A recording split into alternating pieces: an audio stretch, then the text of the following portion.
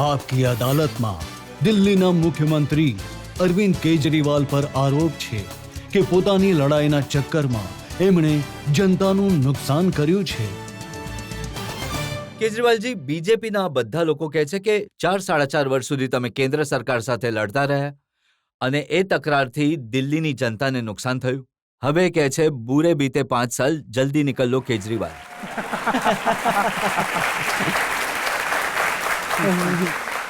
જનતા ઘણી ખુશ છે કામથી, દિલ્હી સરકારના કામથી. અને હું તો એ કહીશ કે જે રીતનું ક્રાંતિકારી કામ શિક્ષાના ક્ષેત્રમાં, સ્કૂલોના, હોસ્પિટલમાં, વીજળીના અને છ પાણીમાં, જે 4 ક્ષેત્રમાં ક્રાંતિકારી કામ છે, 70 વર્ષના ભારતના ઇતિહાસમાં કોઈ રાજ્યની સરકારે આવું ક્રાંતિકારી કામ કર્યું જ નથી આજ સુધી. લોકો ખુશ છે દિલ્હી સરકારથી. હું તમને ઉદાહરણ આપું છું. મનોજ તિવારીએ કહ્યું કે ગરીબોને ઘર આપનારી પ્રધાનમંત્રી આવાસ યોજના કેન્દ્ર સરકારની હતી. તમે એને લાગુ ન થવા દીધી. એના કારણે એક વર્ષમાં 3623 બેઘર લોકોનું મૃત્યુ થઈ ગયું. નહીં, ખોટું છે. એવી કોઈ પ્રધાનમંત્રીની યોજના નથી જેમાં 2 ઘરોના ઘર આપવામાં આવી શકે. એ ખોટું બોલી રહ્યા છે. અને એમની જે યોજના છે અને અમારી જે યોજના છે એની અંદર એક બેસિક ડિફરન્સ છે. અમે દિલ્હી સરકારની પણ એક યોજના બનાવી છે, ઝૂંપડીવાળાઓને મકાન આપવાની, જે ઝૂંપડામાં રહે છે એમને મકાન આપવાની.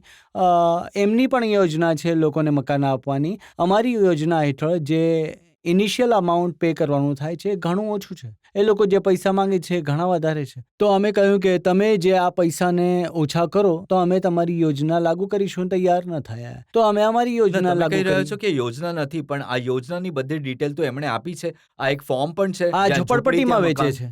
ઝુક્કી છે ત્યાં મકાન ને, 2 ઘરોનું નથી. બંને અલગ છે ને. હોમલેસનું નથી. હોમલેસ માટે નાઇટ શેલ્ટર હોય છે.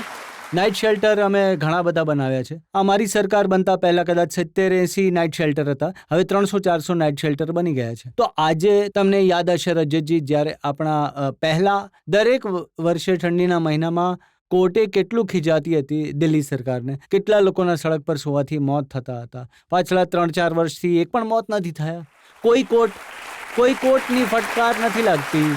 ઉપરથી કોર્ટના અમુક રિટાયર્ડ જજીસ અમારા નાઇટ શેલ્ટર્સ જોવા માટે આવ્યા છે. એમણે ઘણા વખાણ કર્યા છે કે નાઇટ શેલ્ટર્સની અંદર આ બેઘર લોકો છે જેમના વોટ નથી હોતા. અમે વોટ માટે નથી કામ કરતા. તો એમના માટે જેટલી શાનદાર અરેન્જમેન્ટ અમે નાઇટ શેલ્ટરમાં કરી છે એ બધા વખાણ કરે છે. ઇનફેક્ટ દર વર્ષે મીડિયા પણ જેને અંદર જુએ છે. બીજું આ ઝુગ્ગીવાળું જે છે ને, એ અમે પણ જ્યાં ઝૂંપડી ત્યાં મકાન યોજના છે એમની પણ છે. ફરક એ છે કે જે ઇનિશિયલ અમાઉન્ટ અપફ્રન્ટ કરવાનો હોય છે એમનો ઘણો બધો છે, અમારો ઓછો છે. અમે કહ્યું આ ઓછો કરો તો લાગુ કરીશું. એના માટે એમણે કહ્યું કે આજે અનધિકૃત કોલોનીઓ છે, ગેરકાનૂની કોલોનીઓ છે, જેમને માલિકીનો હક આપવાનો છે. કાચી કોલોનીઓ. હા, તો 2 વર્ષથી કેજરીવાલજી પાસે એમના નકશાઓ માંગતા રહ્યા. ક્યાં ક્યાં આવી કોલોનીઓ છે એમણે ન આપ્યા. હા, આ સારું થયું તમે પૂછ્યું. હું આજે ક્લિયર કરું છું. કાચી કોલોનીઓમાં 2 રીતની ડિમાન્ડ છે લોકોની. એક કે ત્યાં એમને કામ કરવામાં આવે, ગલી, નાળા, સડક, સીવર અને પાણીની પાઇપલાઇન, આ 5 કામ કરવાના છે ત્યાં. 70 વર્ષને એમણે કાચી કોલોનીનું બિલકુલ નર્ક જેવું બનાવ્યું છે. રસ્તાઓ બન્યા જ નથી, ગલી ક્યારેય બની નથી, પાણીનો વિકાસ નથી. વરસાદના દિવસોમાં ઘરેથી બહાર નીકળવું અઘરું થતું હતું. જેટલી સરકારો આવી કહેતી હતી કે કાં તો ફંડ નથી અથવા કહેતી કે આ અલાઉ નથી કરતા. અમે આવતાની સાથે જ કાચી કોલોનીમાં કામ કરવાનું શરૂ કર્યું. 1797માંથી 1281 કોલોનીઓમાં મેં રસ્તાઓ બનાવ્યા, નાળાઓ બનાવ્યા, ગલી બનાવી, પાણીની પાઇપલાઇન અને સીવરની પાઇપલાઇન પણ નખાવી દીધી. આ 5 કામ 1281 કોલોનીમાં કમ્પ્લીટ થયા. હવે એમના રેગ્યુલરાઇઝેશનની વાત છે. અમારી સરકારે આવતાની સાથે જ 12 નવેમ્બર 2015 કેબિનેટ પ્રસ્તાવ પર પાસ કરીને કેન્દ્ર સરકારને મોકલ્યો કે એમને પાક્કું કરો. કેન્દ્ર સરકાર 2012 નવેમ્બર 15 સુધી આજ સુધી બેઠી છે. ચૂંટણીની રાહ જોતી હતી. જેમ પહેલા કોંગ્રેસ દરેક ચૂંટણી પહેલા વચનો આપતી હતી, હવે આમણે પણ ચૂંટણીના પહેલા એ કહેવાનું ચાલુ કર્યું છે અમે પાક્કું કરીશું, અમે રજીસ્ટ્રેશન આપીશું. તમને ખબર છે કે 40 લાખ લોકોને ફાયદો થશે. 40 લાખ લોકોમાંથી હજી સુધી કેટલાને એમને રજીસ્ટ્રેશન અપાવ્યા? 20 લોકોને. અને એ પણ રજીસ્ટ્રેશન, થોડું સાંભળી લો, 20 લોકોને રજીસ્ટ્રેશન આપ્યા. એ ખોટા રજીસ્ટ્રેશન છે. ખોટા કઈ રીતે? ખેતીની જમીન પર મકાનનું રજીસ્ટ્રેશન કરાવ્યું. હવે કાલે કોઈ માથા ફરેલ કોર્ટમાં જાય એમનું મકાન સીલ થશે જેમણે રજીસ્ટ્રેશન કરાવ્યું છે એ પણ બિચારા પણ એ તો મરી કહી જશે. રહ્યા છે કે કેજરીવાલજી જો સમય પર અમને નકશા આપી દે, હા, નકશાનું હું હા, કરાવી દઉં છું. એ કહી રહ્યા છે કે અમે સેટેલાઇટથી નકશા સેટેલાઇટના બનાવીએ. નકશા અમારા છે. જ્યારે 12 નવેમ્બરે અમે એમને મોકલ્યો પ્રસ્તાવ 2015માં અમે બધા સેટેલાઇટના નકશા મોકલ્યા હતા. GSDL બધા નકશા અમારા જ છે.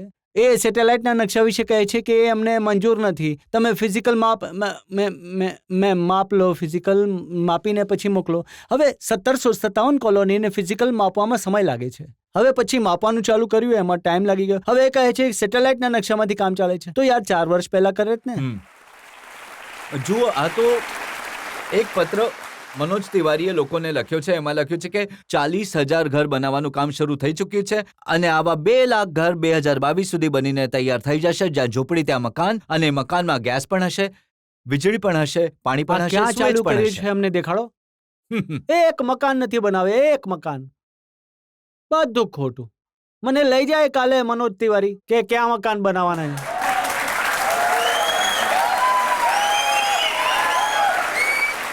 એક યોજના કેન્દ્ર સરકારની આયુષ્માન ભારત.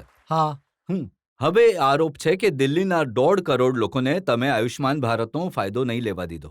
આજે તમારી ચેનલ પર ડિસાઇડ થશે કે આયુષ્માન ભારત લાગુ થવી જોઈએ કે ન થવું જોઈએ. તમે કહેશો તો લાગુ કરીશું, તમે કહેશો કે ન કરો તો નહીં કરીએ. દિલ્હી સરકારની એક સ્વાસ્થ્ય યોજના છે. એ સ્વાસ્થ્ય યોજના અંતર્ગત દિલ્હીના તમામ લોકોને, ભલે પૈસાવાળા હોય કે ગરીબ હોય, દિલ્હી સરકારની બધી હોસ્પિટલમાં, બધા મોહલ્લા ક્લિનિકમાં અને બધા પોલિક્લિનિકમાં બધી સારવાર મફત છે. દવા પણ મફત છે, ટેસ્ટ પણ મફત છે, સર્જરી પણ મફત છે, બધું મફત છે. ભલે 10 લાખ રૂપિયાનું ઓપરેશન હોય, ભલે 20 લાખ રૂપિયાનું હોય, કે બધું જ મફત કર્યું છે. પૈસાવાળાનું પણ ગરીબનું પણ. આ દિલ્હી સરકારની યોજના છે. હવે કેન્દ્ર સરકાર યોજના લાવી છે જે કહે છે અમે ઇન્સ્યોરન્સ આપીશું. એક પરિવારને 5 લાખ રૂપિયાનું ઇન્સ્યોરન્સ. જો તમારું 6 લાખ રૂપિયાનું બિલ આવ્યું આખા પરિવારનું, કોઈનું પણ 6 લાખનું બિલ આવ્યું તો તમને પૈસા નહીં મળે. અને 5,80,000નો ઇન્સ્યોરન્સ બધાને નહીં મળે. જેની પાસે સ્કૂટર છે એને નહીં મળે, જેની પાસે મોટરસાયકલ છે એને નહીં મળે, જેની પાસે મોબાઈલ ફોન છે એને નહીં મળે, જેના ઘરમાં ફ્રીજ છે એને નહીં મળે, જેની આખા પરિવારની ઇન્કમ 10-10 હજારથી ઉપર છે એને નહીં મળે. કોઈ બચ્યું હોય તો કહો. મેં આજ સુધીના ફિગર્સ કાઢ્યા, હમણાં થોડી વાર પહેલા સુધીના. ઈ કાર્ડ ઇસ્યુ કરવામાં આવ્યા છે 12,01,95,000 લોકોને 31 જાન્યુઆરી સુધી. ઈ કાર્ડ આયુષ્માન ભારતના ઉપયોગમાં લેવાયા, યુઝ કરાયા, ઇસ્યુ કરવામાં આવ્યા. ઇસ્યુ કરવામાં આવ્યા. 21,214 હોસ્પિટલ્સ છે જે એમ્પેનલ્ડ છે, જેમાં સારવાર થઈ શકે છે 5 લાખ સુધીની. અને આજ સાંજ સુધીમાં 62,97,000 પેશન્ટ્સને મેડિકલ ટ્રીટમેન્ટ આપવામાં આવી ચૂકી છે. અને એના ઉપર સરકાર 9,205 કરોડ રૂપિયા ખર્ચી ચૂકી છે. હવે હું આને તમને સાચી વાત તો કહું. એનો અર્થ કે સ્કીમમાં કંઈક તો હું છે. કહું છું તમને બધા ફિગર્સની હમ. સાચી વાત કહું છું. ઉત્તર પ્રદેશમાં આયુષ્માન ભારત લાગુ છે. એ બધા સારવાર કરવા દિલ્હી આવે છે. હરિયાણામાં આયુષ્માન ભારત લાગુ છે. એ બધા સારવાર કરવા દિલ્હી આવે છે. તો આ તો આ કોણ છે જે યોજના આમાં સારવાર હું કહું કરાવી છું ને, રહ્યા છે? હું કહું છું તમને, આ યોજનામાં કાર્ડ મળે છે, સારવાર નથી મળતો. સારવાર કરાવવા માટે તમારે હોસ્પિટલ ખોલવી પડે દેશમાં, તમને ક્લિનિક ખોલવા પડશે. એ જે ફિગર મેં છે તમને કહ્યું ને, આયુષ્માન ભારત 21,214 હોસ્પિટલ્સ છે આમાં. એમ પેનલ્ડ છે. હા. અને 62 લાખ લોકોની સારવાર થઈ છે. જી. આયુષ્માન ભારતનું બહાર આવ્યું છે, ઘણું મોટું સ્કેમ છે. બનાવટી સારવાર થઈ રહ્યા છે. જે રેટ પર આ લોકો હોસ્પિટલને આપે છે ને, હોસ્પિટલ એ રેટ પર સારવાર કરવા તૈયાર નથી. નકલી કાગળો બનાવવામાં આવે છે, નકલી પેશન્ટ બનાવે છે, સારવાર લોકોની થતી નથી. જો સારવાર થતી હોય તો યુપીના લોકો દિલ્હી સારવાર કરવા નથી આવતા. અમારી ગુરુ તેજ બહાદુર હોસ્પિટલ છે અહીંયા યુપી દિલ્હી બોર્ડર પર, એમાં 80% દર્દી ઉત્તર પ્રદેશના છે. અમને કોઈ સમસ્યા નથી, અમે બધાની સારવાર કરીશું. દિલ્હી દિલવાળાનું છે. જે આખા દેશથી આવશે એમની સારવાર અમે કરીશું. પણ જો આયુષ્માન ભારત સક્સેસફુલ હોત તો આ લોકોને બિચારાને દિલ્હી આવવાની જરૂર ન પડે ને ત્યાં સારવાર કરાવે. ના, દિલ્હીમાં તો તમે પાણી, વીજળી, ઘર પણ મફત આપશો નહીં, તો આવશે જ સારવાર ને કરવાની દિલ્હીમાં વાત કરું છું. તો. જો મારું કેવું એમ છે કે જો આયુષ્માન ભારતથી લોકોની સારવાર થાય તો એનાથી થઈ જાય, તમારી કહું છું સ્કીમથી ને. સારવાર થાય તો નહીં, એનાથી થઈ જાય. લોકોની સારવાર થવી જોઈએ. અમે એ પ્રપોઝલ પણ મોકલ્યું હતું કે બંને લાગુ કરીએ. એમણે કહ્યું કે નહીં, કાં તો આ થશે અથવા આ થશે. તો હવે અમારી જે સ્કીમ છે બધાઓ ઉપર બધાને લાગુ પડે છે. કોઈ એમાં ઇન્કમ લિમિટ નથી, કોઈ એનામાં ટ્રીટમેન્ટની લિમિટ નથી.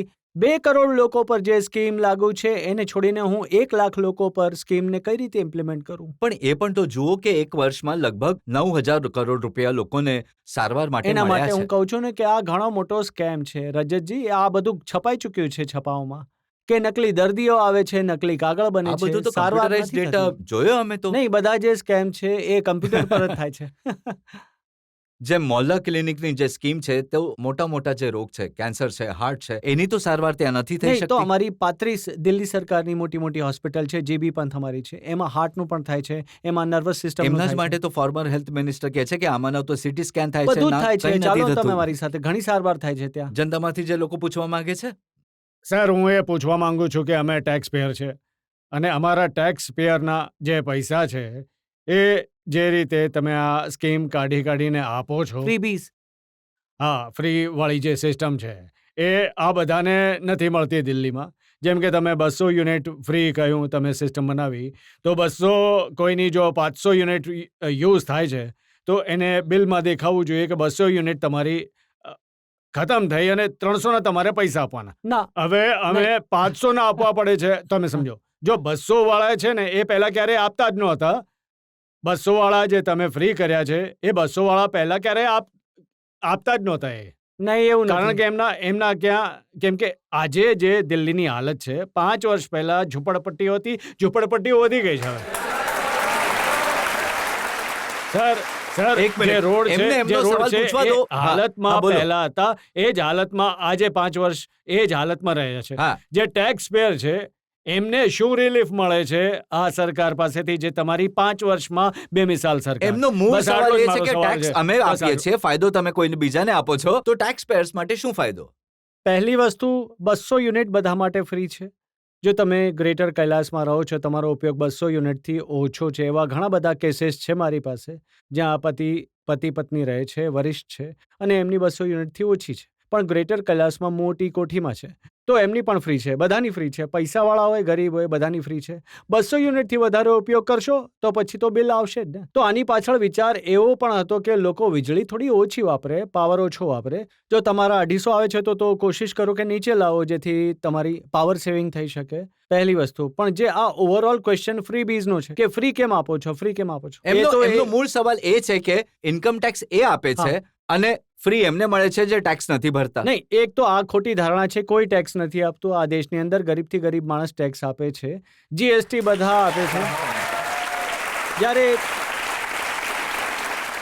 જ્યારે ગરીબ માણસ બજારથી માચિસ ખરીદે છે, પેન્સિલ ખરીદે છે, પેન ખરીદે છે, કંઈ પણ ખરીદે છે, રોટલી ખરીદે છે, શાક ખરીદે છે, જીએસટી આપે છે. જીએસટી બધી વસ્તુ પર છે, તો ટેક્સ તો બધા જ આપે ઇન્કમ છે. ટેક્સની વાત કરે છે. ઇન્કમ તમે તો ટેક્સ તો એક્સપર્ટ છો ઇન્કમ 1%, ટેક્સના, તમને તો ખબર જ છે. 1% લોકો જો હા, આપે છે. પહેલી વસ્તુ, જીએસટી મોટું છે, ઇન્કમ ટેક્સ નાનું છે.